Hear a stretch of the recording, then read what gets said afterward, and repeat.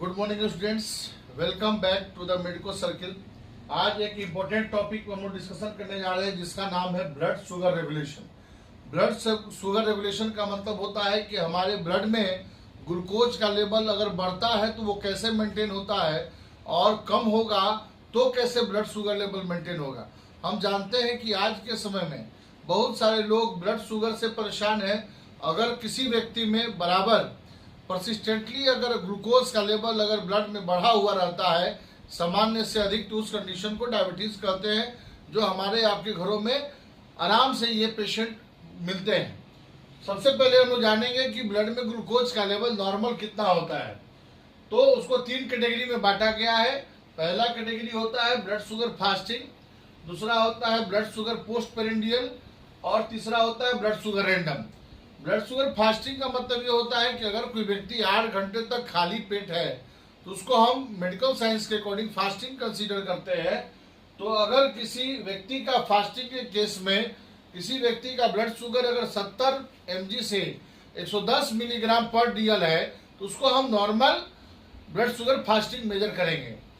दूसरा है blood sugar post prandial. Post prandial का मतलब होता है कि व्यक्ति जब खाना खा लिया तो उसके 2 घंटे बाद मतलब 2 आवर्स आफ्टर मील जो है ब्लड शुगर का लेवल क्या है उसको BSPP कहते हैं। तो उसका लेवल नॉर्मल रेंज होता है 80 mg से 140 mg पर DL और नेक्स्ट के लिए टाइम नहीं है। तो अगर रेंडमली अगर हम मेजर करते हैं तो 160 mg पर DL हो या उससे कम हो तो उसको नॉर्मल हम मेजर करेंगे।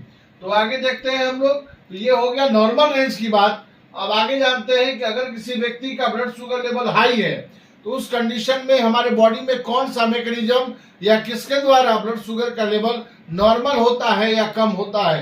तो हम जानते हैं कि पेनक्रियाज में बीटा सेल प्रेजेंट रहता है और बीटा सेल के द्वारा इंसुलिन हार्मोन बनता है, जो कि एक बहुत इंपॉर्टेंट हार्मोन है। और उस इंसुलिन हार्मोन को हम हाइपोग्लाइसेमिक हार्मोन कहते हैं। हाइपोग्लाइसेमिक हार्मोन का मतलब होता है वैसा हार्मोन जो ब्लड में ग्लूकोज लेवल को कम करे।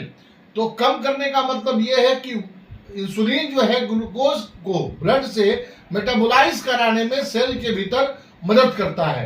तो ये चीज जानना है कि इंसुलिन कैसे हमारे ब्लड में ग्लूकोज के लेवल को कम करता है, क्योंकि इंसुलिन का फंक्शन पढ़ना जरूरी है, जानना जरूरी है कि इंसुलिन जो है वो ब्लड में ग्लूकोज जो एक्स्ट्रा मौजूद है उसको वो मेटाबोलाइज करता है, सेल के भीतर ले जा करके ग्लूकोज को ऑक्सीजन के साथ बाइंड अप करा करके एनर्जी बनाने का काम करता है। अगर किसी व्यक्ति में किसी भी कारण से अगर बीटा सेल के द्वारा इंसुलिन अगर कम बनता है तो ऑब्वियसली ब्लड ग्लूकोज लेवल बढ़ा हुआ मिलेगा। तो इंसुलिन एक बहुत इंपॉर्टेंट हार्मोन है जो कि ब्लड शुगर लेवल को रेगुलेट करने में मदद करता है। नेक्स्ट हम देखते हैं in case of low sugar level, अगर किसी व्यक्ति में ब्लड शुगर लेवल अगर लो है तो क्या होगा। हम जानते हैं कि हमारे बॉडी में एक्स्ट्रा ग्लूकोज जो है वो ग्लूकागोन के रूप में हमारे बॉडी में स्टोर होता है और जो अल्फा सेल है वह ग्लूकागोन अल्फा सेल पेनक्रियाज का जो है वो ग्लूकागोन हार्मोन को रिलीज करता है और ग्लाइकोजेन जो एक्स्ट्रा ग्लूकोज हमारे बॉडी में स्टोर है लीवर में या मसल्स में उसको ब्रेक करके ग्लाइकोजेनोलाइसिस प्रोसेस के द्वारा हमारे बॉडी में ग्लूकोज लेवल को मेंटेन करने का काम करता है ग्लूकागोन हार्मोन। इसीलिए ग्लूकागोन को जो अल्फा सेल पेनक्रियाज की से निकलता है उसको हाइपरग्लाइसेमिक हार्मोन कहते हैं। इन केस ऑफ स्टार्वेशन या प्रोलॉन्ग फास्टिंग के केस में कोई व्यक्ति फास्टिंग करता है उस कंडीशन में भी स्टोर ग्लूकोज टूट करके हमारे बॉडी में ग्लूकोज लेवल को मेंटेन करने का काम करता है।